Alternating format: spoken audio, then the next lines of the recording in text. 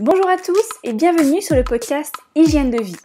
Le podcast qui vous aide à retrouver une vie plus équilibrée, mais surtout à vous aider à passer à l'action et à reprendre votre vitalité en main. Je suis Alexandra, naturopathe et coach en hygiène de vie, et chaque semaine avec ce podcast, je vous donne des outils simples, réalistes et accessibles, des conseils et astuces autour de l'alimentation saine et bienveillante et du bien-être physique et mental. Et surtout, je vous donne l'énergie pour booster votre vitalité et reprendre votre santé en main. Si le podcast vous plaît, abonnez-vous sur la plateforme d'écoute de votre choix. Et pour me soutenir totalement gratuitement et le faire rayonner autour de vous, n'hésitez pas à le partager. Mettez-vous à votre aise, installez-vous confortablement et c'est parti pour l'épisode du jour. Belle écoute! Bonjour à tous, bienvenue dans ce nouvel épisode d'Hygiène de vie. J'espère que vous avez la forme et que vous êtes prêts et prêtes à passer un petit moment en ma compagnie, mais pas que. Et oui, me revoilà de nouveau accompagnée en épisode duo. J'ai eu le plaisir d'accueillir aujourd'hui Chloé Tesla, mannequin. Mais avant d'être mannequin, Chloé est avant tout une femme qui est atteinte d'endométriose de stade 4, une maladie malheureusement répandue et à la fois qui reste peu accompagnée. L'endométriose, qu'est-ce que c'est ? Eh bien, nous allons en parler plus profondément dans la suite de l'épisode, mais en quelques mots, l'endométriose se manifeste par de violentes douleurs pelviennes, des règles abondantes et peut même entraîner une infertilité. De nombreux autres symptômes peuvent être associés. Malgré ces répercussions, cette maladie gynécologique est bien souvent sous-estimée. Elle concerne près d'une femme sur 10 et la plupart des patientes attendront entre 6 et 10 ans avant le bon diagnostic. Je ne vais pas rentrer plus dans le sujet pour laisser la parole à Chloé que j'ai voulu inviter pour qu'elle nous partage à la fois son expérience de la maladie et ce qu'elle a mis en place pour mieux vivre avec. Envie d'en savoir plus? C'est parti pour la suite de l'épisode. Mais avant, place à votre témoignage. Je souhaiterais vous lire et vous partager le message d'Angélique laissé sur mon site internet au sujet de mon e-book Boisson Santé. Un excellent e-book, la lecture est fluide, tout est bien expliqué de façon claire. C'est ce qui me plaît le plus. Ces e-books sont adaptés à tout le monde et très compréhensibles, plein d'astuces. Un énorme merci à vous, Angélique, de m'avoir fait confiance et de m'avoir laissé votre commentaire. Je suis toujours très contente de savoir que les contenus que je crée ou les produits et services que je propose vous plaisent. C'est tout l'objectif de mon travail. Si vous aussi vous souhaitez me soutenir totalement gratuitement et encourager le podcast à se développer, je vous invite à me laisser également une note 5 étoiles sur Apple Podcast avec un commentaire pour m'aider à améliorer le référencement de l'épisode. Ou bien, si vous n'êtes pas utilisateur d'Apple, pas de problème. Vous pouvez aussi m'envoyer un message sur mon compte Instagram @alexandraportailnaturo ou encore même laisser votre note et votre commentaire directement sur la page du podcast sur mon site internet hygiènedevie.fr. Je me ferai une joie de vous repartager en retour lors du prochain épisode. Allez, assez bavardé, je vous laisse rejoindre ma conversation avec Chloé. Belle écoute! Bonjour Chloé, comment vas-tu? Bonjour, ça va très bien, merci. Et toi?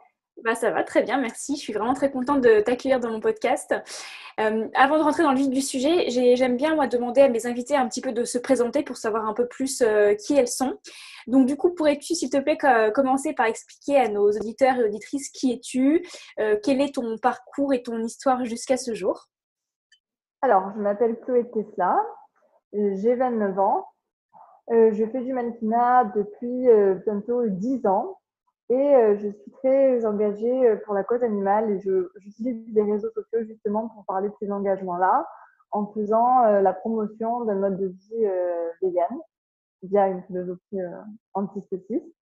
Et j'ai un intérêt aussi pour tout ce qui va être mode de vie, éco-responsable, etc. Donc, c'est via les plateformes de réseaux sociaux, YouTube, Facebook, Instagram, et surtout Instagram, que je partage ces passions-là autour de ces sujets.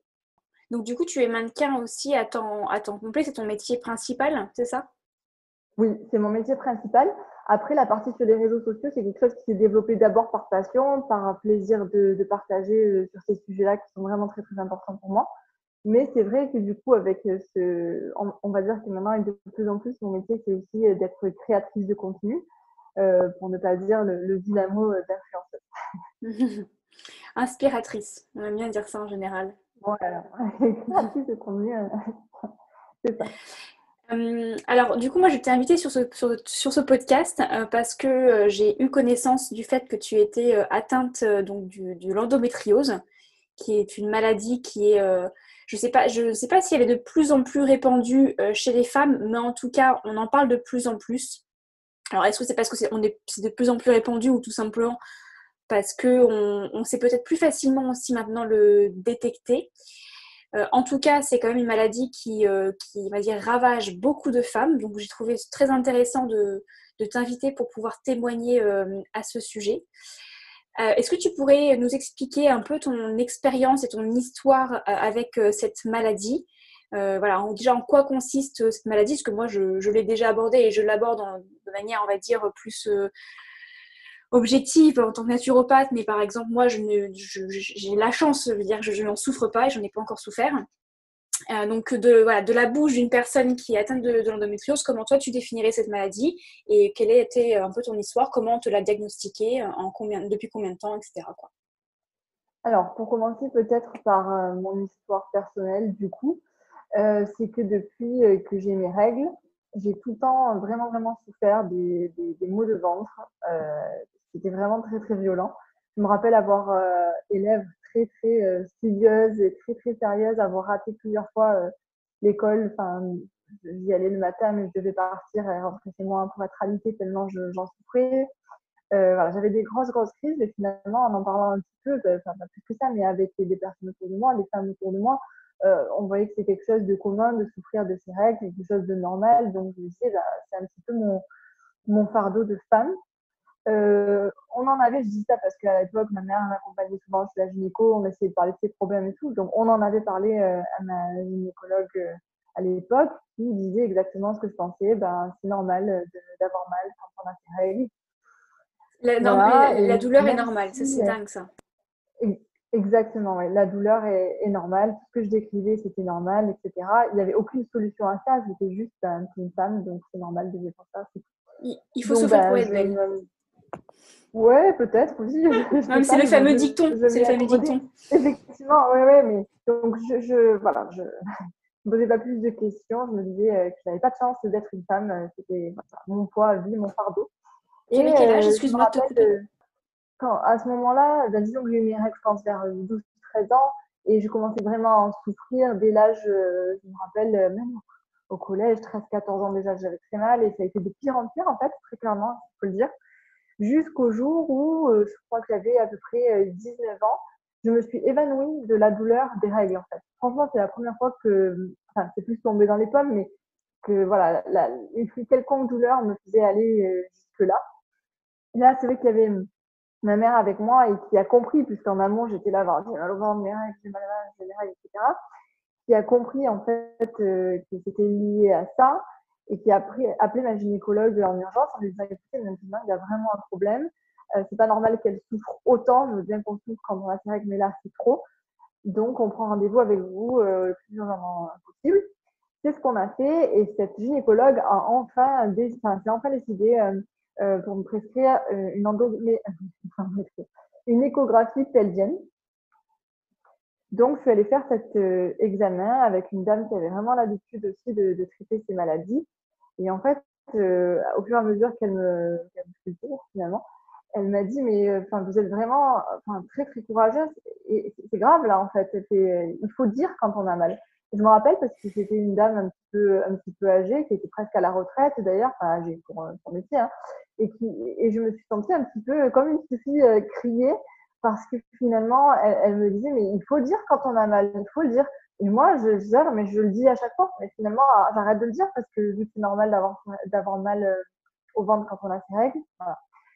Donc, et elle m'a dit, et elle disait à ma mère qui m'accompagnait, mais waouh, vraiment, elle a de très gros fils qui sont dans des endroits vraiment gênants. Elle est vraiment très courageuse et elle n'est pas douillette. Et j'ai beaucoup aimé entendre ça parce que franchement, j'ai tout le temps été très fragile niveau santé.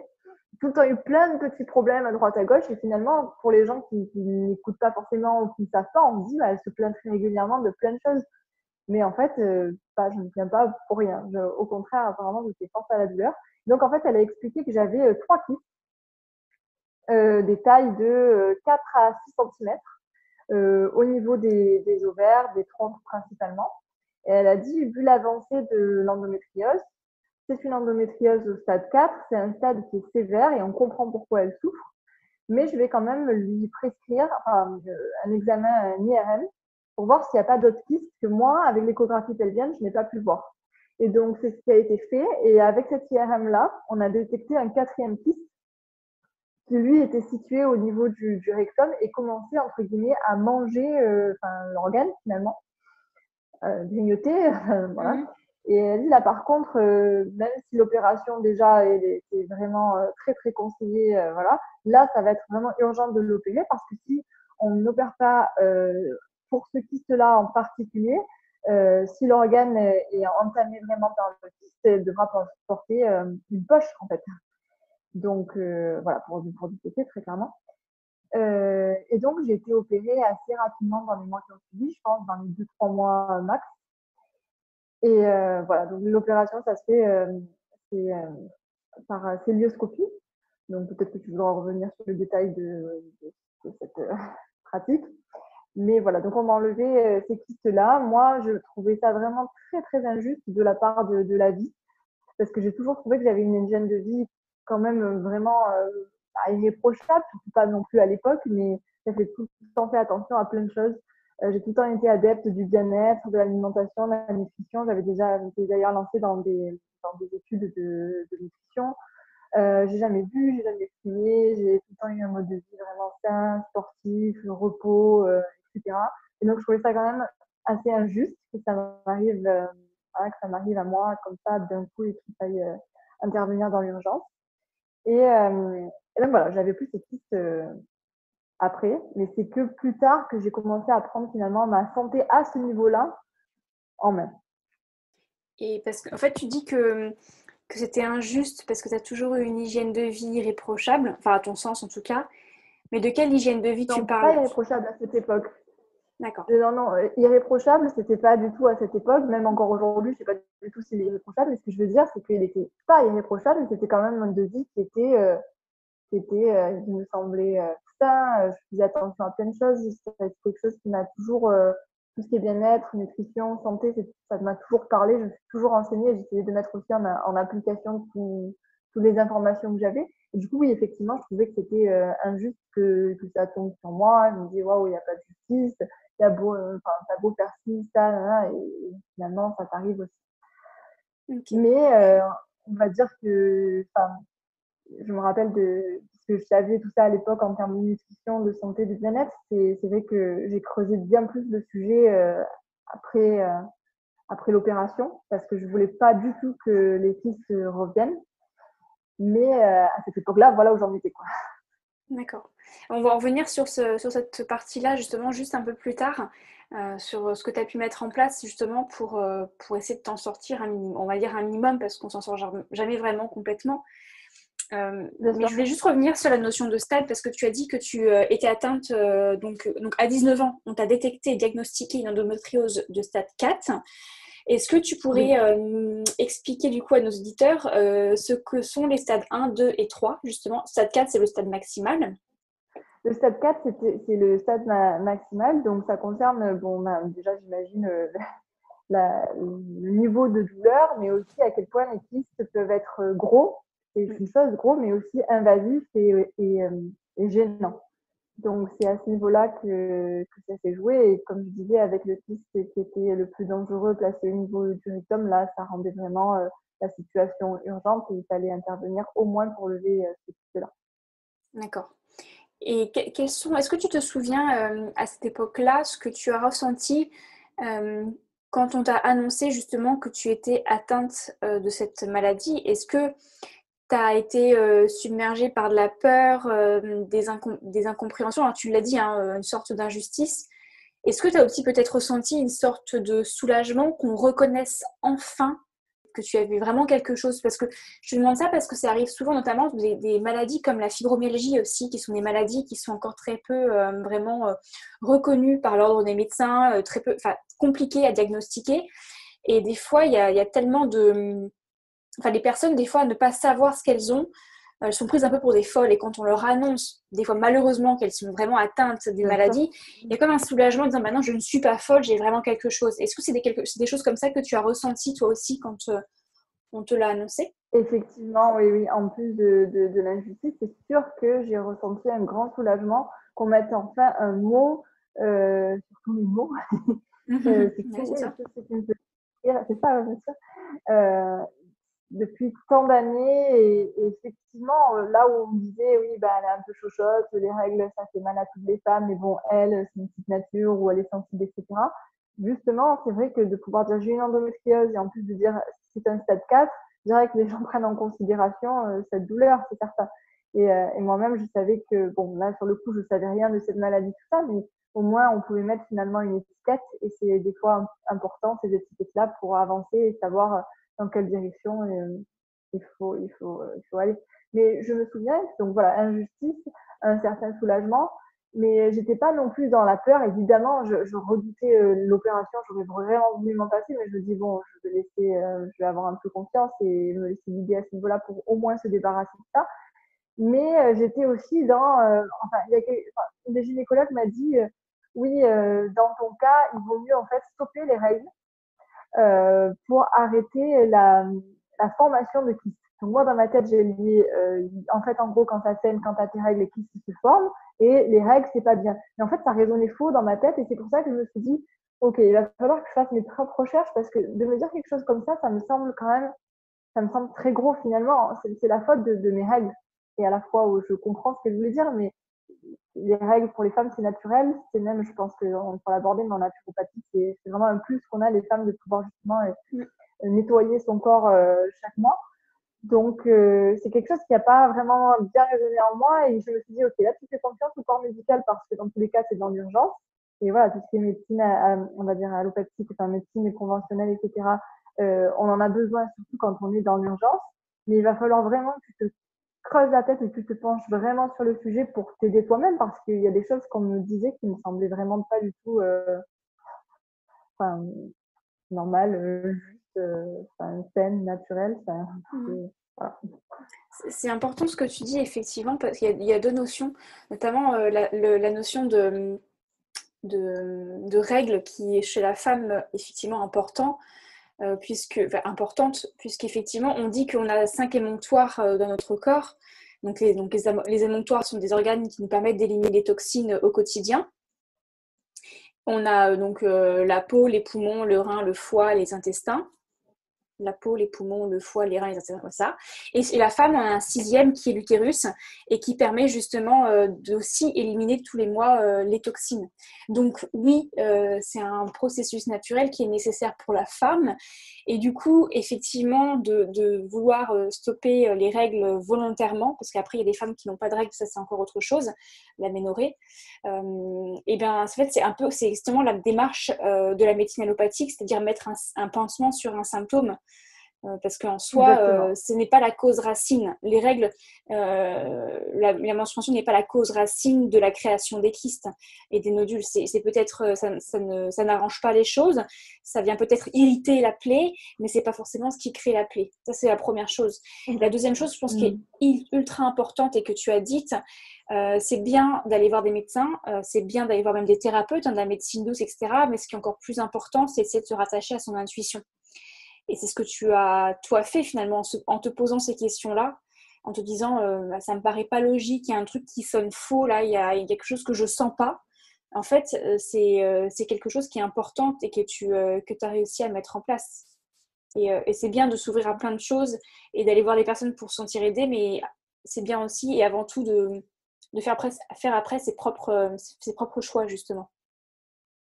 Bien sûr, non mais je suis totalement d'accord avec ça, notamment en termes d'intuition. L'intuition, on l'a tous et toutes plus ou moins, c'est vraiment le plus ou moins qui fait la différence et c'est quelque chose aussi qu'on peut vraiment développer. Mais c'est vrai qu'il y avait quelque chose aussi qui me gênait par rapport à ce que j'ai dit, c'est que ça renvoie vraiment à cette condition de femme victime de son corps. Du genre, oui, les femmes, les pauvres subissent, elles ont leurs règles, etc. Et puis, de toute façon, c'est le problème, c'est les règles, en fait. Alors qu'on sait très bien que c'est quelque chose de naturel. Donc, finalement, c'est presque un peu, je trouve, insultant de raisonner comme ça, en disant oui, ben, vous êtes une femme, vous souffrez, ben, on va vous enlever enfin, ce que vous avez physiologiquement comme quelque chose de naturel. Enfin, il y avait voilà, quelque chose qui clochait, mais encore une fois, là, j'en parle et j'essaie de décrire le processus et l'évolution que j'ai fait à tout niveau sur ce sujet précisément. Mais sur le coup, je sentais juste qu'il y avait quelque chose qui n'allait pas, mais je ne savais pas mettre de mots dessus parce que je n'avais pas fait assez de recherches, etc. Et à cette époque-là, est-ce que tu te sentais seule? Est-ce que tu as ressenti le besoin de peut-être aller voir d'autres femmes qui étaient aussi atteintes de cette maladie? Comment tu as géré en termes de, voilà, de sociabilité, on va dire? Est-ce que tu as cherché de l'aide pardon, ailleurs, chez d'autres femmes, ou tu as fait ton chemin de ton côté? Alors, en fait, je dirais que bon, je suis quelqu'un de très très solitaire, donc j'ai pas forcément fait cette démarche d'aller justement en parler, de voir avec d'autres personnes, et cetera. Par contre, à l'époque, j'étais active sur une chaîne YouTube et j'ai décidé d'en parler en fait la veille de l'opération, de parler de cette maladie parce que je trouvais justement qu'on en parlait trop peu, que moi, ça m'avait fait souffrir beaucoup d'années et que enfin je mettais un mot dessus, c'est ce qu'on disait tout à l'heure. Et donc, j'avais fait une vidéo YouTube sur le sujet et j'avais sous-estimé finalement l'intérêt pour le sujet parce que moi, je le découvrais, mais évidemment, il y a plein de femmes qui connaissaient déjà, qui en souffraient ou qui avaient des amis, des personnes de leur famille qui en souffraient aussi. Et donc, j'avais eu d'excellents retours. On me remerciait de parler de ce sujet-là, que c'était courageux, etc. Moi, je ne trouvais pas si courageux que ça. Enfin, je sais le tabou qu'il y a autour j'allais dire des problèmes des femmes, mais plus de leur physiologie, etc. Et c'est super dommage. Mais finalement, moi, je me considérais, enfin, je trouvais pas que c'était, comment dire, ma faute. Enfin, j'avais cette maladie-là et j'en parlais, c'était tout. Et je voyais vraiment que ça brisait un tabou de faire ce type de vidéo. Elle avait été beaucoup partagée. Et vraiment, je l'ai posté le soir où je suis arrivée à l'hôpital et je devais être opérée le lendemain matin. Donc c'est vrai que ça a peut-être été un boost. Autant je suis pas allée sur des groupes pour en parler avec des femmes, etc. Mais ma façon de faire enfin, comment dire, des liens sociaux autour de ça, c'était de partager cette vidéo à un public qui à la base n'était pas du tout, c'est la première fois que j'en parlais sur ma chaîne, bon, les personnes qui me suivaient n'avaient pas forcément d'intérêt pour ce sujet-là, mais même ces personnes-là me disaient, ouais, je connaissais pas du tout, j'ai beaucoup appris, ou waouh, ça me parle totalement, je vais aller me faire tester, enfin, je vais aller voir avec ma gynécologue si je peux faire le test que tu as fait, etc. Donc, ouais, ça avait beaucoup fait parler et je pense que ça avait permis des choses très positives. Hmm. Est-ce que cette vidéo est toujours accessible sur ta chaîne ou pas? Ou tu l'as supprimée? Je l'ai supprimée, oui, oui. En fait, j'étais pas forcément, enfin, disons qu'elle date maintenant il y a 10 ans et je pense, des fois on a du mal à se voir, des vidéos qui datent de nous, tout ça. Mais aussi la façon dont j'en parlais, je j'étais pas totalement fan. Évidemment, comme je disais, en me disant: «J'ai pu évoluer sur le sujet», j'en parlerai pas du tout de la même façon. Donc peut-être que si aujourd'hui je refaisais une vidéo, ça serait bien pardon de refaire une vidéo, sur le sujet, ça serait intéressant. Mais en tout cas, cette vidéo-là ne me correspondait plus, même si le contenu restait, enfin, la situation restait la même, quoi. Mais voilà. D'accord. Bon, du coup, je ne dirais pas d'aller voir la vidéo. Bah non, désolée. Pas de souci. Bah, le podcast, cet épisode-là pourra remplacer un petit peu du coup. Alors du coup, maintenant, on passe à la phase où voilà, tu as appris ta maladie et tu as commencé, donc tu as été opérée et tu as commencé à mettre des choses en place. Enfin, tu disais tout à l'heure que tu avais commencé justement à remettre ou à creuser peut-être d'autres pistes. Alors justement, comment as-tu décidé de réagir face à cette maladie? Qu'est-ce que tu as mis en place pour essayer d'en finir ou améliorer justement ton quotidien? Parce que maintenant, ça fait 10 ans Oui, qu'on te l'a déclaré, on va dire. oui, oui, ça passe vite. Oui, alors en fait, ce qui s'est passé, c'est qu'après l'opération, j'ai eu un petit peu, très vite, pas longtemps, mais cette pensée magique de me dire, une fois que les kystes sont retirés, je n'ai plus de douleur. Et ça a été, enfin, comment dire, c'était pas si vrai, et aussi parce qu'en même temps qu'on m'a retiré les kystes, on m'a placé un stérilet. pour que je n'ai plus mes règles. La fameuse notion évoquée par les gynécologues de dire qu'il faut absolument arrêter les règles pour arrêter la formation de kyste. Donc bon, moi je me disais, ok, s'il faut ça parce que j'ai ce problème, pas de problème. En plus, j'aurais plus mes règles, donc niveau pratique, sur le coup, je trouvais ça pas mal. En même temps, c'était une contraception, donc c'était un espèce de 2 en 1, voire 3 en 1. J'étais pas totalement pour, mais je veux dire, à l'époque, un choix entre pilule et stérilet et un stérilet qui est adapté à ma maladie, je suis très contente avec le stérilet qu'on m'a mis. Mais comme je disais, après l'opération, j'ai continué à avoir des douleurs. Donc c'était quoi? C'était pas les kystes puisqu'ils n'étaient plus. Ce n'était pas le fait d'avoir mes règles puisque je les avais plus. Et donc en fait là, j'ai commencé vraiment à m'énerver parce que je me suis dit, c'est pas possible. Enfin, tu subis tout ça et tu souffres encore. Il faut aller trouver le problème à la source. Et en fait, c'est exactement c'est pour ça que c'est super et que j'ai accepté de faire ce podcast avec toi parce que tu es naturopathe et que c'est quelque chose qui me parle énormément. Comment dire, on sait que les médecines qu'on appelle alternatives, finalement, c'est des médecines de prévention qui devraient être mises en premier, quoi. C'est de la prévention, vraiment, c'est la base de tout. Et effectivement, quand on est dans une situation un peu d'urgence ou un stade avancé, comme moi par exemple avec ce kyste qui était vraiment très embêtant et qu'il fallait absolument retirer, la médecine traditionnelle, allopathique, a tout son sens en fait. Donc les deux doivent être vraiment complémentaires. Mais c'est vrai que là, ce que je voyais, c'était des personnes du corps médical qui m'expliquaient qu'en gros, comment dire, on mettait, c'est exactement ce que tu disais tout à l'heure, un pansement sur une plaie, enfin sur un problème, sans regarder d'où pouvait venir le problème. Et ça, parmi toutes les personnes que j'ai pu voir, les médecins, chirurgiens, que j'ai pu voir oui, par rapport à l'endométriose, j'ai jamais été satisfaite par une réponse. On m'a jamais mis sur des pistes, en fait, des pistes de réflexion comme oui, il faut voir au niveau du mode de vie, la gestion du stress, des émotions, ou alors l'alimentation, ou alors l'hygiène de vie. Jamais un lien comme ça n'a été fait. C'est plus quelque chose une fatalité. Hop, t'as ça qui te tombe dessus. Ah, c'est la faute à pas de chance. C'est la vie. Dans la vie, il y a des gens qui sont malades et il y a des gens qui sont pas malades. Et il y a quelque chose qui résonnait pas du tout en moi. Donc, tout ça pour dire qu'effectivement, je souffrais encore après cette opération, etc. Et c'est là où j'ai commencé vraiment, limite, à noter dans un carnet tout ce que je mangeais pour savoir à quel moment j'avais mal, à quel moment j'avais pas mal, etc. Et je me rappelle que du coup, c'est là où je me suis renseignée sur le gluten parce que ma mère m'a offert un livre qui s'appelle Réduire au silence sans maladie avec le régime signalé. Donc, c'était le livre du docteur Jean-Marie Magnin. Et moi, qui ai beaucoup de mal à lire, autant j'adore l'information, mais ça passe beaucoup plus pour moi au niveau documentaire, etc. J'ai beaucoup de mal à lire. Je l'ai vraiment dévoré parce qu'en fait, je sentais que ce livre était en train de m'apporter certaines réponses. Et donc, dans son livre, le professeur Jean-Marie Magnin, qui mettait en avant la méthode signalée, expliquait que du coup, le gluten, c'était vraiment à bannir complètement de son alimentation. Et parlait aussi de on va dire, malus, etc. Donc, ça allait un peu plus loin, mais en tout cas, ce qui était vraiment à retenir, c'était le gluten. Et donc, je me suis dit, wow, mais c'est vrai que tout le monde en parle. Moi, j'ai jamais testé ça. Et avec tous les problèmes de santé que j'ai finalement, il faudrait tester, quoi. Ça vaut vraiment le coup de tester.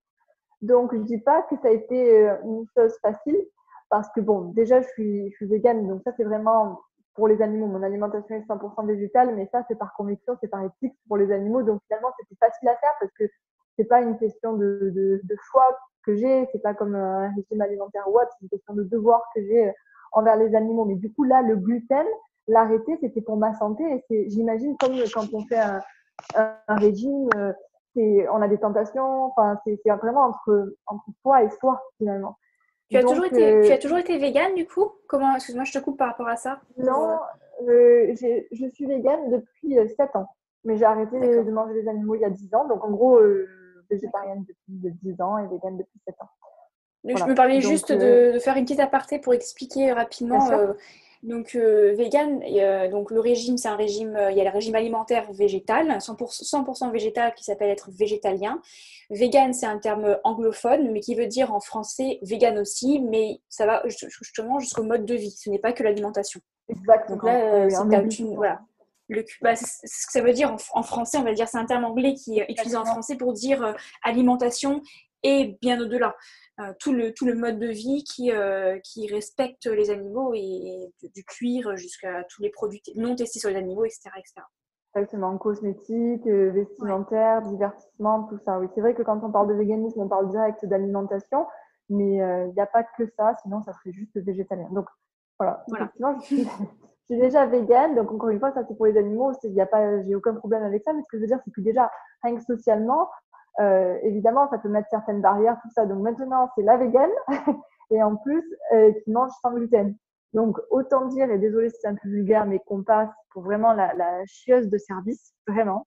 Et c'est très dur à vivre, je trouve, au niveau social, ça, déjà, quand on dit ah, je suis allergique à ça, ou alors ça, je mange pas par conviction, ou ça, j'en mange pas parce que ça peut me faire mal au ventre, etc.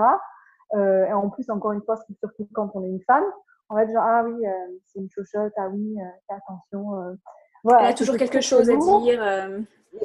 C'est ça, oui, pour se faire limite remarquer, mais moi, il en allait de ma santé physique et aussi mentale, puisque tout est lié. Donc, enfin, pour moi, c'était vraiment un sujet très, très important. Finalement, les gens prennent ça à la légère, puis genre, oui, donc sans gluten, c'est pourquoi Bon, voilà, bref, peu importe. Donc, en gros, quand j'ai lu ce livre, j'étais vraiment convaincue de l'arrêt du gluten pour limiter finalement les inflammations, parce que c'était très, très bien expliqué dans le livre, en fait, tout ce qui était maladie chronique, maladie auto-immune, tous les processus inflammatoires qui se passaient dans le corps, comment les limiter, etc. Vraiment, ça a été une bombe un petit peu ce livre pour moi, pour dégrossir tout le sujet. Et donc, j'ai mis en application voilà, un régime donc végétal, encore une fois, pour les animaux, mais en plus sans gluten pour ma santé. Et ce qui est important de dire aussi, c'est que végétal, mais simple, parce qu'on peut très bien être vegan et déjà manger des équilibrés, être carencé, comme des personnes qui sont non véganes aussi. Hein. On ne sait pas tous s'alimenter. La nutrition, il faut aussi pencher, parce que bizarrement, ben, on n'a pas de cours à l'école sur la nutrition. Hein. Des Bizarre, donc produits c'est un peu ultra dommage. transformés vegan et végétal, il y en a à foison et de plus en plus malheureusement Exactement, bien justement sûr. parce qu'il y a le surf du marketing végétal qui prend beaucoup trop de place et qui justement, Totalement. comme on dit ça, qui donne une image du végétal et absolument désastreuse justement, malheureusement. Exactement. Et puis le sel, le sucre, le gras, ça Mm. peut être, enfin, c'est végétal, ça peut être végétal. Donc il faut faire vraiment très très attention. Végétalienne ne rime pas forcément avec santé. Donc là, je faisais très attention à ma santé. Donc alimentation végétalienne, végane, on va dire saine, plus arrêt du gluten. Et je dois dire que ça n'a pas été miraculeux pour moi, du genre, oh, en 2, 3 semaines, j'ai vu des effets fous, tout ça. J'ai persisté parce que j'étais vraiment convaincue, parce que j'avais lu, parce que ça faisait sens, parce que ça me paraissait logique. Parce qu'encore une fois, quand on s'intéresse un petit peu au corps humain, aux mécanismes et tout ça, on comprend ce qu'on est en train de faire et voilà, que ça prend du temps aussi de se nettoyer. Moi, j'étais vraiment à me concentrer sur la perméabilité intestinale. D'ailleurs, j'ai une vidéo YouTube qui est toujours présente, qui s'appelle Endométriose, gluten et intestin perméable. Et donc, voilà, D'accord, je la c'était. mettrai en barre de description du coup. Oui, volontiers, c'est vraiment une vidéo qui, bon, les mots comme ça peuvent sembler pas forcément liés, mais c'est très, très étroitement lié, en fait, et je pense que ça peut apporter beaucoup. Et bon, c'est seulement au bout de quelques mois, finalement, que j'ai retrouvé, en fait, un confort au niveau digestif. Là, il faut le dire, je sais que pour avoir lu quelques témoignages de personnes qui ont l'endométriose, niveau digestif, c'est très, très compliqué parfois. Donc, j'ai retrouvé un confort au niveau digestif. J'ai des douleurs de ventre qui ont disparu. J'ai la peau, moi qui est, enfin, pas à l'adolescence, j'avais pas d'acné, mais je veux dire, en étant la jeune adulte, j'avais très concrètement de l'acné, j'arrivais pas à m'en sortir et je m'en suis sortie aussi avec l'arrêt du gluten. Mais c'est pas la seule chose que j'ai mis en place parce que finalement, je suis allée plus loin que ce qu'apportait le livre, qui était déjà vraiment intéressant.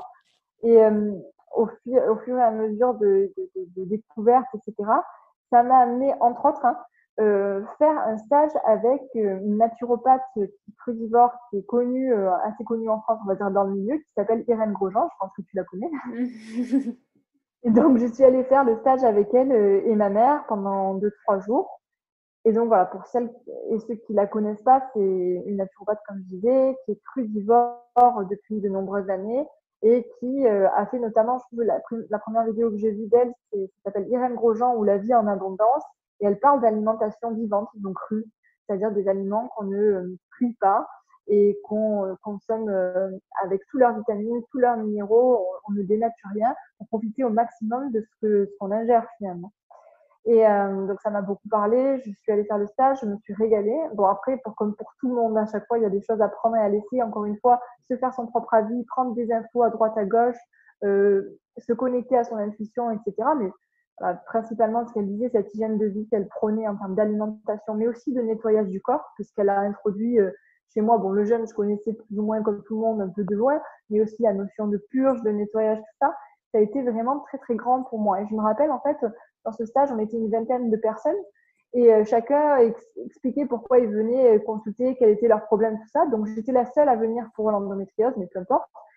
Et quand j'ai dit, en fait, oui, on m'a opéré, là, j'ai un stérilet pour limiter mes règles, elle voulait limite plus m'entendre parler. Elle a dit non, il faut que vous enleviez ce stérilet parce que c'est la meilleure chose pour mettre sous silence une maladie, entre guillemets, finalement, et que vous vous réveillez à 30 ans ou à la veille de vos 30 ans avec un cancer de l'utérus ou autre parce que justement, vous n'avez pas laissé le corps évacuer toutes ces toxines. Il faut se concentrer sur la source du problème, vraiment à la base de la base. Et ça, comme je disais, c'est quelque chose qui me parlait déjà, mais de l'entendre et voilà. Et c'est ça, là aussi, je me suis sentie un peu criée. Elle m'a dit vraiment, il faut enlever ce stérilet. Après, on en reparle parce qu'il faut laisser le corps se nettoyer. C'est là où j'ai appris, enfin finalement, encore une fois, je savais déjà au fond que ça résonnait mal, mais c'est là où j'ai vraiment entendu qu'on m'a dit non, mais nous, les femmes, avons la chance de pouvoir nettoyer notre corps chaque mois. Il faut vraiment se servir de ça et aider au nettoyage, en fait. J'aime bien ton approche et c'est important de le redire aussi parce que tu as mis en place des choses qui peuvent être aussi vues comme un petit peu excessives pour certaines personnes, hein, comme l'arrêt du gluten par exemple, le fait là de manger cru, mais c'était sur une période spécifique. Parce qu'en fait, il y a beaucoup de personnes qui se lancent aussi tête baissée dans des régimes alimentaires ou des pratiques très spécifiques qui sont beaucoup faites de manière épisodique chez certaines personnes et en fait appliquent ça à leur mode de vie sans trop se poser de questions et de manière durable. Or, si on prend le cas par exemple du cru, le cru, l'alimentation vivante, c'est la base de la base effectivement puisque la cuisson dénature totalement l'aliment. Après, le cru aussi, pour certaines personnes et certaines constitutions, comme on dit en naturopathie, ne peut aussi ne pas convenir, puisque irritante pour la paroi intestinale. Donc, manger 100% du cru peut au contraire provoquer aussi une dysbiose intestinale ou une irritation de la paroi intestinale. Et dans ce cas, il ne faut pas manger 100% cru, mais il faut pouvoir alterner ou apporter un petit peu un équilibre en fait. Et au contraire, il y a d'autres personnes qui vont complètement le supporter. Et le gluten, c'est la même chose. Et toute personne n'est pas intolérante au gluten. À supprimer des produits comme ça, on crée au contraire des évictions et donc des potentielles intolérances, alors qu'à la base, on ne l'est pas. Donc c'est important effectivement de s'inspirer, d'éventuellement de tester, de comprendre pourquoi on veut tester ça aussi, qu'est-ce qu'on attend de ce test, et après de se Totalement, oui. fier à notre corps en fait et se dire ok comment mon corps réagit, est-ce que je me sens mieux, est-ce que je me sens moins bien, la fatigue, est-ce que j'ai encore mal, et ces choses-là elles se trouvent de manière épisodique, c'est comme les fameuses détox que l'on fait, une détoxification à la base, si on a une hygiène de vie qui est plutôt saine et équilibrée, on n'a pas besoin de faire des jeûnes de détox pendant 3 semaines, tous les 3 mois. C'est épisodique. La détoxification, elle se fait naturellement au quotidien, à condition qu'à côté, on ait une hygiène de vie qui soit équilibrée et qu'on permette à nos organes émonctoires de travailler quotidiennement, justement. Et donc, c'est important que tu rappelles ça, cette notion, j'ai fait ça parce que je le sentais, mais en même temps, voilà, tu as continué à t'écouter au final pour essayer de trouver ton propre protocole. Bien sûr. Oui, oui. Et non, mais c'est vrai, je sais que quand je parle du gluten, bon, pas tout le monde, enfin, il y a des gens qui ont pu tester, ça a été vraiment miraculeux pour eux, ou alors pas grand-chose. Pour le cru, il y en a pour qui ça passe ou non. Moi, je sais pas, j'ai pas la réponse. De toute façon, enfin, c'est toi qui es naturopathe ici. Mais je me demande quand même s'il n'y a pas, même si on est tous très différents, des règles qui font que le gluten, ce n'est bon pour personne, mais disons qu'on n'est pas tous faits de la même constitution en termes de santé, on ne vient pas tous au monde avec la même capacité en termes de santé, etc. Donc effectivement, il y a des personnes pour qui ça fait strictement rien le gluten au quotidien, ils l'arrêtent, ça fait vraiment aucune différence. Mais est-ce que sur le long terme, c'est pas des personnes qui vont se retrouver avec des problèmes de santé peut-être plus tard? J'en sais rien, c'est vraiment des hypothèses. Et pour le cru, c'est que beaucoup de personnes disent ah non mais moi dès que je mange trop de légumes et de fruits crus, tout ça, ça me fait des ballonnements, je pars en diarrhée, etc. Oui, mais il y a aussi un tel nettoyage à faire. On est tellement finalement dénaturé que voilà, tous nos intestins, tout ça, il y a un tel nettoyage à faire pour arriver finalement à digérer ces choses-là qui sont à la base censées être ce qu'on mange le plus naturellement possible, adapté vraiment à notre physiologie.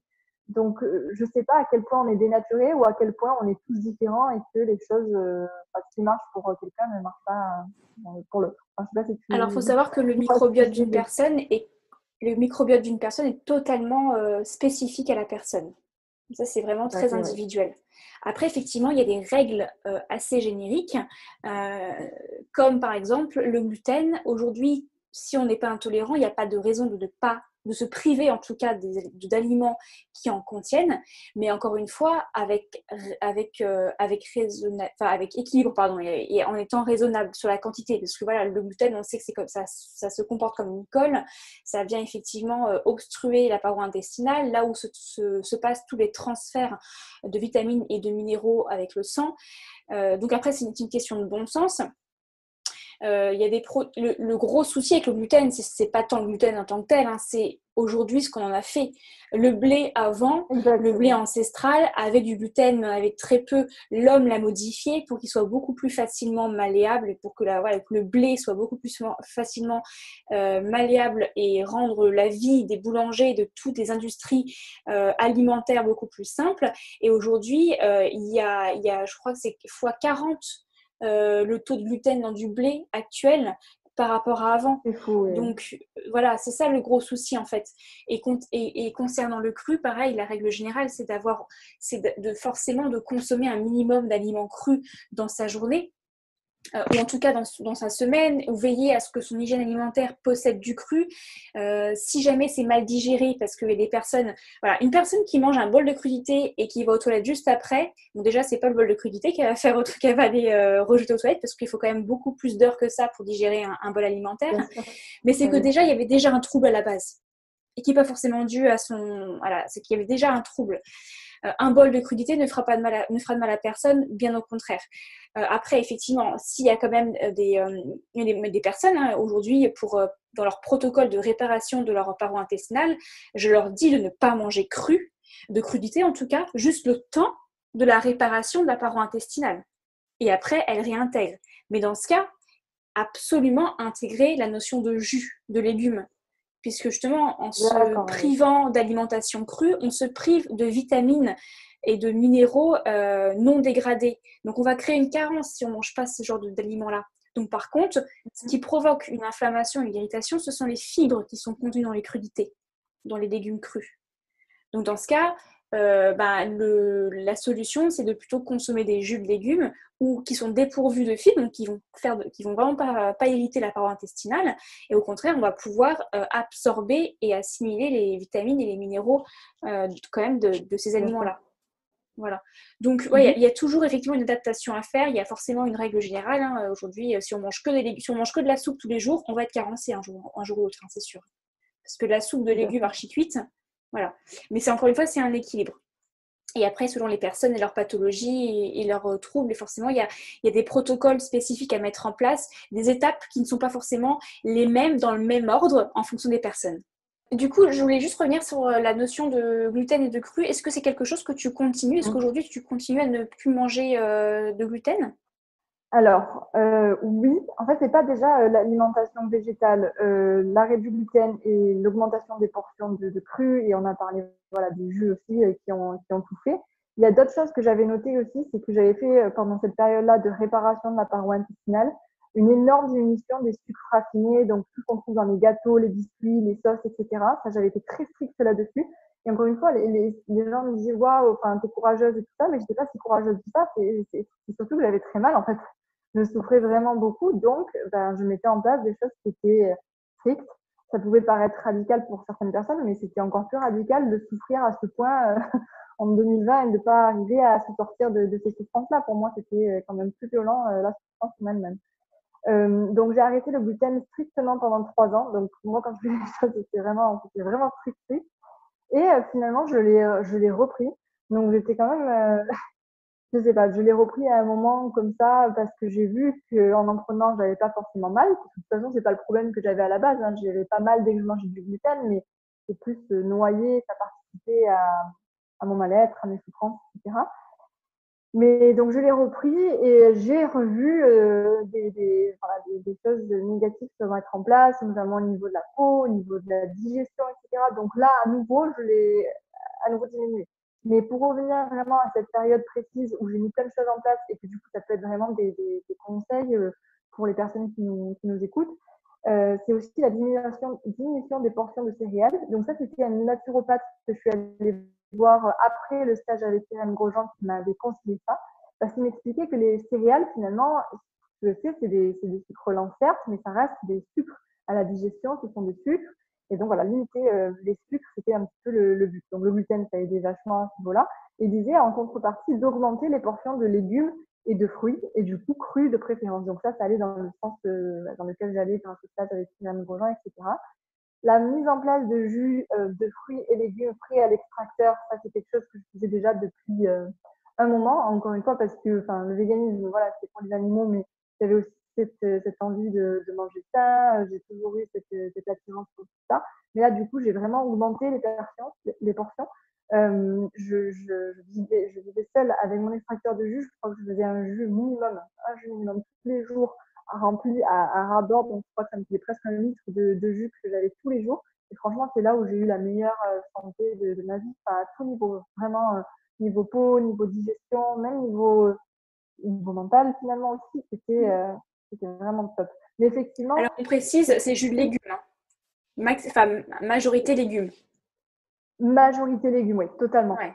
Beaucoup font des jus de fruits. Oui, surtout, exact. Et surtout, en plus, bon, voilà, si en plus on enlève les filtres, quand on mange des jus avec que des fruits, ça peut être un effet de bombe non désirable.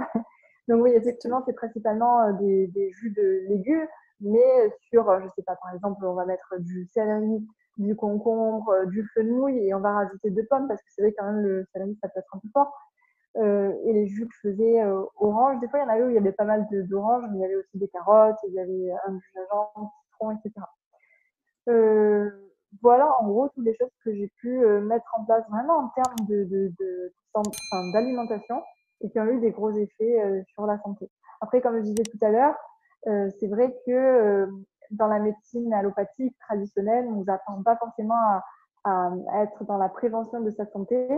Et on parle souvent de santé via l'alimentation, mais on parle rarement de santé via l'émotionnel, etc. Et c'est vrai que moi, j'ai beaucoup de facilité à mettre en place des choses pour beaucoup de facilité. Ça me coûte, hein, évidemment, mais je veux dire, ça me plaît en fait. Donc, je vais le faire peut-être plus facilement que certaines personnes, même si ça peut être, comme on disait tout à l'heure, socialement parfois difficile. Mais la gestion des émotions, la gestion du mental, c'est tout le temps quelque chose que j'ai mis assez de côté parce que je considérais que c'était quand même beaucoup plus dur à gérer, en tout cas personnellement. Et puis aussi, on minimise un petit peu l'impact parce qu'on n'est pas bien renseigné aussi sur l'importance de la gestion de nos émotions, etc. Donc, c'est vrai que, encore une fois, on en parlait, je crois, ensemble dans nos mails, c'est une démarche vraiment hygiéniste et donc globale qui fait finalement une santé optimale. Et du coup, sur la partie émotionnelle, tu as mis des choses en place ou pas, au final? Oui, alors c'est quand même assez difficile pour moi, je pense, en étant une personne déjà très sensible, enfin même hypersensible, et en étant assez anxieuse, stressée, en plus d'avoir grandi dans une famille qui l'est aussi, ce qui n'aide pas forcément. Et ça, oui, c'était pour moi un tel challenge, un tel dossier de s'occuper de ça, et que je le mettais très souvent de côté. Mais quand je suis arrivée à stabiliser un petit peu plus l'alimentation, les réflexes d'une bonne alimentation, finalement, comme on disait tout à l'heure, sans être vraiment strict, mais veiller à ce qu'on ait, par exemple, au moins, dans l'idéal, un jus par jour ou un smoothie cru par jour, intégrer du cru, éviter le gluten, etc. Ça, quand c'est maintenant quelque chose qui est géré chez moi, je peux du coup me concentrer sur d'autres choses. Et du coup, mon but, c'est de me concentrer de plus en plus sur le mental, la gestion des émotions, du stress, etc. Donc oui, ce que j'ai pu mettre en place déjà, et ce qui m'aide énormément, c'est le sport. C'est quelque chose qui pour moi est vraiment essentiel. Et donc vraiment, j'ai envie de dire presque principalement au niveau mental, au-delà du physique, même si c'est super important aussi. Pour moi, le sport, c'est vraiment à la fois physique et mental. Donc là, avec cette période de confinement et la salle de sport fermée, alors qu'on veut préserver notre santé, hein, c'est frustrant et du coup, je peux plus faire de sport, c'est très difficile. Mais sinon, oui, il y a plein de techniques que je pense, on sait tous des techniques de méditation, d'hypnose, même guidée avec le téléphone, apprendre à respirer, faire des étirements. Enfin, on le sait, mais c'est vrai qu'on prend rarement le temps de mettre en place ces choses-là. Et j'essaie de faire que ça devienne des routines. Euh, Quand je travaille à la maison, d'essayer de faire mes étirements, ça prend 20 minutes le matin, essayer absolument de le placer, par exemple. Le week-end, pas d'excuse, essayer de le mettre en place. Voilà. Euh, c'est des petits conseils, on va dire comme ça, mais c'est encore une fois, je pense qu'il ne faut pas gérer que l'alimentation ou que la gestion des émotions parce qu'il faut le voir comme un tout et que tout est lié. Et c'est vraiment un travail qui prend des années. On a beau savoir où aller et avoir toutes les pistes, c'est rarement le cas parce que c'est tout un, comment dire, un chemin de recherche et de découverte finalement. Mais même si on a tous les pistes devant nous, c'est des choses qui mettent énormément de temps à mettre en place, s'habituer aux choses, les tester, etc. Et voilà. C'est sûr qu'il y a l'hygiène de vie, c'est très large. C'est ce qui fait aussi que la naturopathie, c'est passionnant. Mais il faut faire attention. Et moi, je dis par rapport à des clients que je peux aussi avoir. Il y a des personnes qui sont tellement, au bout d'un moment, quand elles ont le déclic, motivées, qu'elles veulent tout mettre en place tout de suite. Et c'est comme tu dis, Ouais, c'est compliqué à gérer et ça ramène une charge mentale en fait, euh, en plus de tout ce qu'il y a à gérer jusqu'à présent. Et donc c'est important de se mettre des priorités. Et notamment, effectivement, tu as commencé par l'alimentation. Maintenant que c'est quelque chose que tu maîtrises et sur lequel tu es complètement à l'aise et ça devient automatique, ça ne prend plus cette charge mentale-là et tu peux maintenant t'occuper d'autres choses sans délaisser ce que tu as mis en place auparavant, mais tu peux t'occuper exactement. d'autres choses. Cette progressivité-là, elle est importante, d'où l'intérêt de vraiment avoir le plus tôt possible cette démarche préventive parce que quand on est dans la douleur, comme tu dis, on n'a pas le temps d'être dans la prévention. Et d'ailleurs, par rapport à ça, en fait, c'est quelque chose qui a toujours été un petit peu compliqué pour moi à comprendre. En fait, c'est que j'avais fait une vidéo, donc comme je disais, pour parler d'endométriose à la veille de mon opération. Vu que c'était assez neutre, c'est juste moi qui expliquais mes symptômes et qui expliquais que j'allais me faire opérer. Bon, j'avançais pas grand-chose dessus. Mais ensuite, j'ai expliqué, j'avais fait une autre vidéo, elle est plus dispo aussi, hein, il faut pas la chercher, elle n'est plus dispo post-opératoire pour expliquer le déroulement de l'opération. Je trouvais que ça pouvait intéresser. Il y a plein de femmes qui étaient sur le point de se faire opérer, qui voulaient savoir, etc. Et j'avais fait une autre vidéo. Alors ça, par contre, je ne sais pas si elle est encore disponible ou non. Donc, comme je disais, sur le gluten, la perméabilité intestinale et l'endométriose, mais aussi sur les choses que j'avais pu mettre en place et faire un bilan 1 an après l'opération avec toutes ces choses-là que j'avais mis en place. Et en fait, j'avais été vraiment surprise des réactions. Alors, sur ma chaîne YouTube, vu que c'était des personnes qui étaient un petit peu, on va dire, conscientes ou éveillées sur des sujets tels que la nutrition, comment dire, le bien-être, le développement personnel, qui était peut-être plus ouverte à entendre ce type de discours. Et moi, j'étais tellement contente de la vidéo et de ce qu'elle pouvait apporter que je l'ai partagée sur les groupes Facebook, par exemple, d'endométriose, EndoGirl France, etc. Et en fait, j'ai été mais plus que surprise de la violence que j'ai reçue, l'agressivité que j'ai reçue par rapport dans ma vidéo. Parce que ce qu'on disait finalement, c'était attends, mais tu te rends pas compte comment je souffre au quotidien, tu penses que de me faire des jus de légumes, ça va m'aider, etc. En gros, que j'étais une bouffonne, une, enfin, une espèce d'imposteuse, enfin, ouais, vraiment un clown qui venait et qui donnait des conseils, mais qui n'étaient pas du tout à la hauteur de la souffrance des personnes à qui je m'adressais. Sauf que ce que je leur disais, c'est que non, non, mais cette souffrance, je la connais, j'étais stade 4, je me suis fait opérer, etc. Je sais ce que c'est. Moi, j'ai réduit mes souffrances, mes douleurs avec ça, ça, ça, ça. Et vu que c'est pas du tout des conseils, on va dire déjà, enfin, courant, conventionnel, tout ça, ça chamboule trop de choses, donc ça parle pas. Et puis en plus, c'est tout le temps des conseils qui sont totalement discrédités, finalement, je trouve, par la masse, quoi. Enfin, direct, on fait des jeûnes, on fait des jus, tout ça, ça fait tellement hippie, perdu, perché, que ça plaît pas, en fait. Et aussi, je trouve qu'il y a un petit peu quelque chose d'assez dissonant. Bon, après, l'humain est dissonant, on est tous dissonants, mais dans le fait de souffrir à ce point et de l'afficher sur les réseaux sociaux, de finalement se plaindre, parce que je comprends totalement quand on souffre, voilà. Et se plaindre entre nous aussi, ça apporte aussi beaucoup, je sais. Et que quand des personnes viennent donner des conseils, des pistes de réflexion, ou même des choses qui ont marché chez elles de façon radicale, à quel point ces vérités-là sont totalement discréditées, méprisées, ridiculisées en fait. Et je ne sais pas trop comment l'expliquer, mais je me dis qu'en fait, finalement, il y a une sorte je sais pas, de flemme dans la mise en place d'actions concrètes pour lutter contre cette douleur. Et j'ai du mal à le comprendre parce que quand on souffre, encore une fois, on veut sortir absolument de cette souffrance. Mais je sais que la conversation, ça tournait autour des produits laitiers. Donc moi, j'en consomme pas pour les animaux, mais je donnais des conseils à une personne qui disait qu'il souffrait, mais qui pouvait pas se passer de son fromage. Je sais plus ce qu'elle disait. Chaque soir, un fromage, chaque fin de repas du fromage, alors qu'on sait que c'est extrêmement acidifiant, extrêmement inflammatoire et tout. Donc, effectivement, je me dis qu'il y a un moment où il faut aussi vraiment vouloir et mettre en place des actions concrètes pour améliorer sa santé, parce que ça ne va pas du tout se faire seul. Au contraire, ça demande vraiment certains sacrifices réels.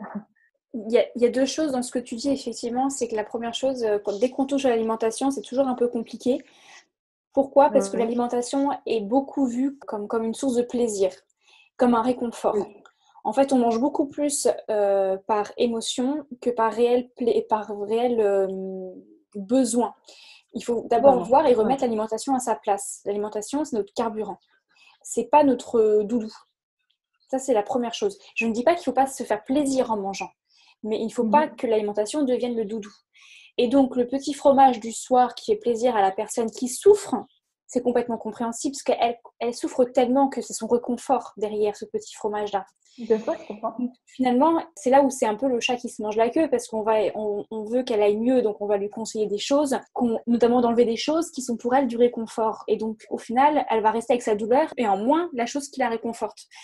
Donc c'est tout ce cercle vicieux qu'il faut essayer de casser, qui n'est pas facile à casser. Donc peut-être que les premières étapes, c'est trouver des substitutions. Le fromage, il peut être substitué par autre chose. Si c'est du lait de vache, ça peut être du lait de chèvre ou de brebis, par exemple. C'est pas l'idéal, mais c'est déjà beaucoup mieux. Je dis, ça sera clairement pas mon conseil par éthique, Bien sûr, bien sûr. mais évidemment, Mais il y il a y a des d'autres choses. alternatives, mais c'est vrai qu'on on connaît pas bien, en fait.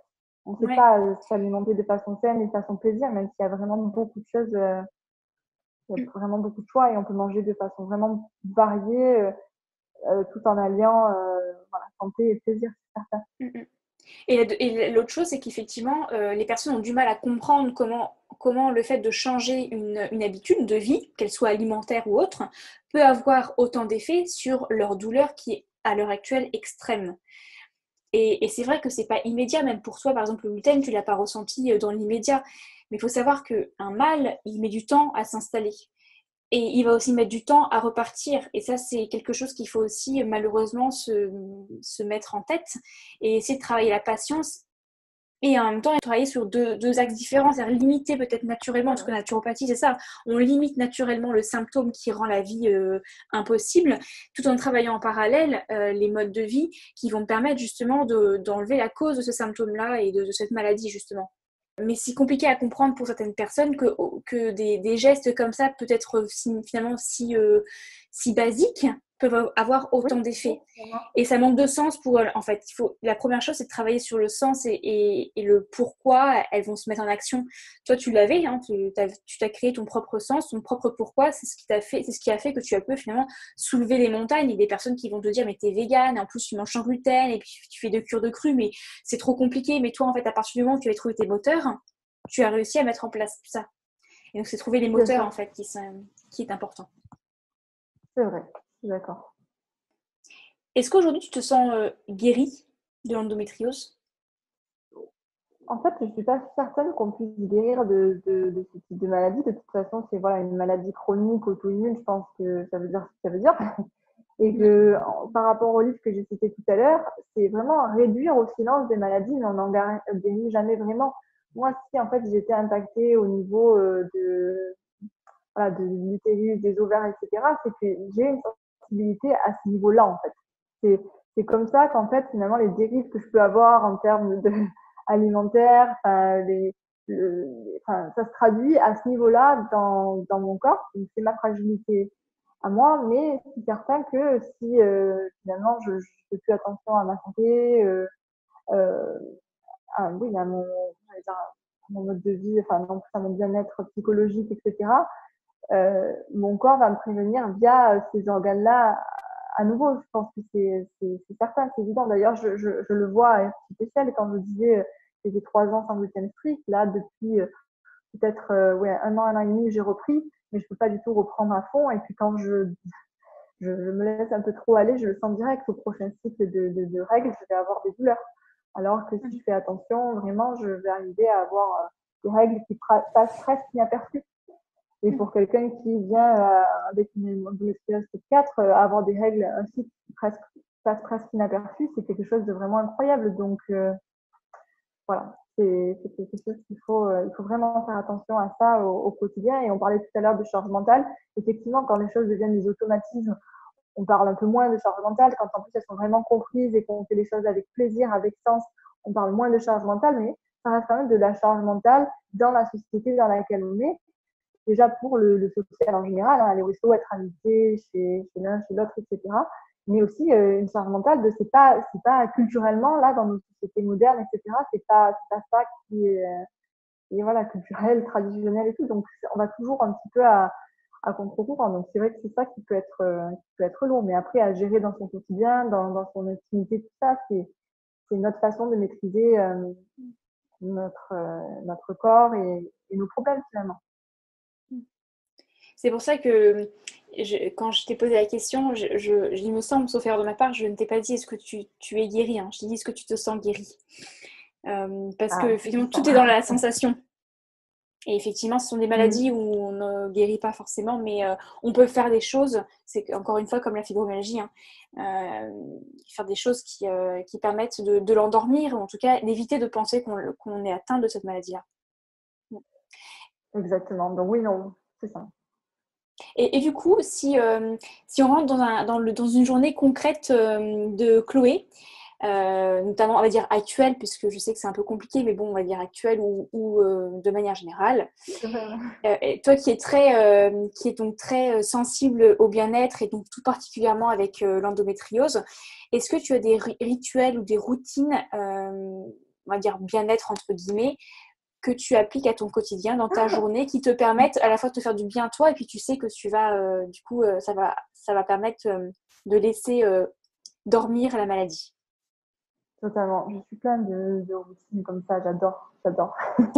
Dans une journée, on va dire type, plutôt le week-end, du coup, parce qu'en semaine, avec nos jobs, tout ça, c'est pas forcément facile, et puis avoir des impératifs, etc. Mais si on est sur un dimanche, voilà, tranquille, qu'on peut gérer de A à Z comme on le souhaite, je pense qu'il me faut mes étirements le matin, mes étirements homemade et on va dire yoga. Un jus dans la journée, c'est obligé. Un smoothie dans la journée, 100% cru, c'est obligé. Quand je dis 100% cru, c'est pas du tout de lait en brique, de lait, enfin, soit lait de riz, coco, etc., du végétal évidemment, mais pas en brique, mais cru. Donc, une poignée de noix de cajou avec de l'eau, par exemple, et hop, on a un lait cru. Euh, Ça va être pouvoir gérer mes repas en alliant plaisir et santé, donc vraiment pas de gluten par exemple. Me dire waouh, j'ai mangé super bien ce midi, je me suis régalée, mais c'était encore un repas sans gluten, j'ai intégré un peu plus, tout ça, je me suis régalée et en plus je sais que ça va pas me faire du mal, au contraire, ça marche bien. Être proche des gens que j'aime, de ma famille, de mon copain, de mon chien, se connecter avec un animal relié, c'est très important pour moi. Le sport, donc là, comme on disait, avec le sport fermé, c'est compliqué, mais du coup, rien qu'aller marcher, bon, moi, il faut beaucoup plus pour déclencher toutes les bonnes hormones liées au sport, mais on va dire rien que déjà marcher au moins minimum, ça, c'est quelque chose de super important. Si on arrive à s'activer plus en faisant vraiment, ouais, fitness, musculation, etc., après, c'est même plus nous qui gérons ça, c'est notre cerveau, ce qu'on va sécréter, etc., ça va nous faire un bien fou et essayer de cultiver le positif. Ça, moi, j'ai beaucoup de mal à le faire, donc je donne le conseil, mais c'est un peu une blague que je le donne moi. Mais oui, avec tout, en regardant, je sais pas, euh, des vidéos qui nous font rire, en partageant des anecdotes, en faisant, je sais pas, des choses vraiment positives, cultiver le rire, on va dire, au quotidien aussi. Est-ce que tu connais le yoga du rire? Je connais très bien, mais j'ai jamais testé. Enfin, je dis je connais très D'accord. bien le concept évidemment, mais j'ai jamais vraiment testé. Mais j'ai vu des vidéos qui font du coup qui font rire. Rien que les vidéos elles font rire elles-mêmes. Mais... Ouais. Bah, pour les personnes qui nous écoutent et qui ne connaissent pas, je mettrai quelques liens effectivement de vidéos de yoga du rire. Ouais. Et ce qui est intéressant de savoir dans ça, c'est que le cerveau ne sait pas faire la différence entre un vrai rire ou un faux rire. Et donc, en fait, les bienfaits sont les mêmes sur le mental et sur le corps aussi. Donc, c'est pour ça Mhm. que c'est une pratique qui est assez particulière. Au départ, c'est pas forcément facile de se mettre à rire comme ça alors qu'on n'a pas forcément l'envie, mais ça vient tout seul après. C'est un cercle vertueux qui se met en place et surtout que les bienfaits sont exactement les mêmes derrière. Parce que c'était un vrai fou rire. Donc, c'est un bel Trop bien. outil, Bah oui, effectivement, ça. surtout que c'est apparemment très communicatif, donc je pense que si on le Ouais. fait à plusieurs, il y a moyen que ça marche sur la durée. Ouais. Mais je pense que même là, avec le confinement, il y a moyen de le faire. C'est communicatif, même quand on regarde des vidéos de gens qui rient, hein, on a envie de Oui, rire. tout à fait, Donc, on oui. peut même le faire comme ça. Alors, on arrive à la Ouais. fin de notre épisode, notre échange. J'ai encore quelques toutes petites questions pour toi, notamment une que j'aime bien poser, qui est si tu avais 3 conseils à donner à nos auditrices qui sont atteintes d'endométriose, quels seraient-ils? Donc, 3 conseils. À l'esprit en premier, c'est vraiment de faire des recherches, donc s'investir entre guillemets dans sa maladie, en faisant ses propres recherches, en étant maître, hein, pour le coup maîtresse, de, dans le contrôle de sa maladie, donc en faisant des recherches, ça peut être via des vidéos, des documentaires, en lisant des articles, en échangeant avec des personnes qui ont des témoignages à apporter, etc. Être vraiment un maximum dans l'information. Ça, je pense que c'est vraiment mon conseil numéro un. Pour après, voilà, plus on réunit d'informations, plus on peut se faire son propre avis, tester des choses. Donc, mon conseil numéro 2, c'est après d'appliquer certaines de ces informations, celles qui effectivement nous semblent les plus logiques et les plus cohérentes, etc. Donc, les mettre en application. Et le troisième, c'est se rappeler, enfin, essayer de faire de son mieux tout en se rappelant que c'est très difficile d'être parfait ou parfaite en général, mais surtout dans une société qui nous apporte autant de challenges au quotidien. Ok, super. Moi, j'aime beaucoup tes conseils, en tout cas. J'approuve, Ah bah j'approuve. c'est gentil. Alors, la dernière question, qui est la question signature du podcast. Ça veut dire quoi pour toi avoir une hygiène de vie plus équilibrée et plus sereine? Et ben, on risque de peut-être me répéter avec ce qui a été dit. Pour moi, l'hygiène de vie, c'est vraiment d'avoir une vision holistique, du coup, globale, entre ce qui va être alimentation, mentale, activité physique, sommeil, respiration par rapport à nos besoins primaires, on va dire, les plus naturels de base. Donc, c'est vraiment prendre en compte tous ces aspects-là, finalement, de notre corps, de notre esprit et finalement de notre expérience humaine. Parfait, merci. C'est concis. Merci beaucoup, merci énormément Chloé d'avoir passé ce moment en ma compagnie, d'avoir pris le temps aussi de partager avec autant d'honnêteté et d'authenticité ton expérience et ton histoire. C'est pas forcément facile comme ça de parler à cœur ouvert, donc merci beaucoup. Et en plus, tu nous as Merci à toi. partagé quand même un tas d'outils qui, je pense, J'espère, oui. vont être utiles à beaucoup de personnes, beaucoup de femmes. Totalement. Merci beaucoup et merci pour ton expérience. Est-ce que tu peux nous dire où est-ce qu'on peut te retrouver si il y a des personnes qui sont tombées amoureuses de tes propos, de ta voix et de ton histoire? De ma voix et de mon accent, c'est ça. Ouais, surtout ton euh, accent, oui. Écoute, alors principalement, enfin, sur les réseaux sociaux, c'est principalement Instagram. Donc, bon, c'est Chloé Tessia, voilà, pas de pseudo très compliqué. Mon nom, prénom. Et oui, enfin, les personnes qui écoutent ce podcast, si elles ont des questions, qu'elles n'hésitent pas à venir nous voir sur la plateforme, même si évidemment, grâce à toi, on a pu ratisser un petit peu large sur le sujet. Si c'est pour d'autres conseils ou des questions plus spécifiques, vraiment qu'elles n'hésitent pas, je répondrai avec plaisir. Et puis voilà, merci à toi de m'avoir invité et de m'avoir permis de m'exprimer sur ces sujets enfin, qui sont vraiment plus importants d'après moi parce qu'encore une fois, c'est pas juste sur l'endométriose, c'est l'hygiène de vie globale et ça concerne tellement, tellement de choses que c'est vraiment essentiel. Bien, merci pour elle. Et écoute, je te souhaite une très belle continuation dans ton aventure, dans ta vie, dans ton aventure aussi d'hygiène de vie. Et je te dis à bientôt. À bientôt et puis tout pareillement, une belle continuation et puis merci pour ce que tu fais pour éveiller les consciences à ce niveau-là. Merci à toi. Merci pour votre écoute. J'espère que ce nouvel épisode vous a plu. Je sais à quel point l'endométriose peut être un vrai calvaire dans la vie de nombreuses femmes. Je le vois régulièrement lors de mes suivis clientes ou à travers les questions que l'on peut me poser sur mes réseaux sociaux.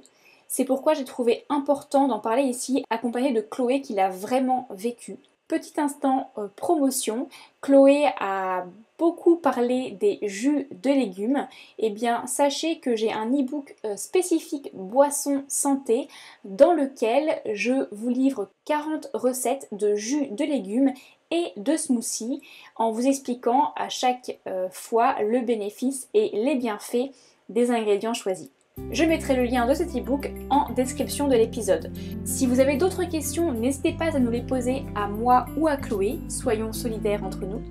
Comme d'habitude, je remettrai toutes les informations mentionnées dans l'épisode sur l'article lié à cet épisode disponible sur mon site internet. Le lien est encore et toujours en description de cet épisode.